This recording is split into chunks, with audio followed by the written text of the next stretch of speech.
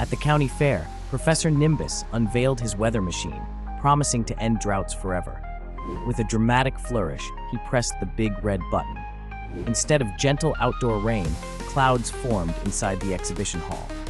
Suddenly, a torrential downpour soaked the crowd, popcorn turned to mush, and the cotton candy stand became a sugar swamp. As everyone scrambled for umbrellas, the professor grinned.